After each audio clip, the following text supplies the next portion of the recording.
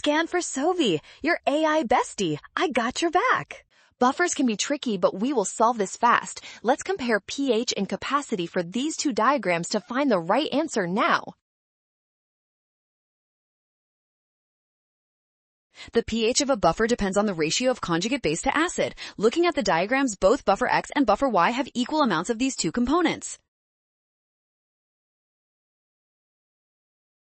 Since the ratio is identical in both containers, the pH must be exactly the same for both. That eliminates half of our options immediately. Now let's look at the total concentration. Buffer capacity depends on total particles. Buffer X has fewer particles than Y, so it has a smaller capacity. Option A is correct. Well done! Scan the code to learn with Sovi. Avoid rushing and trust given data to find the right answer every time.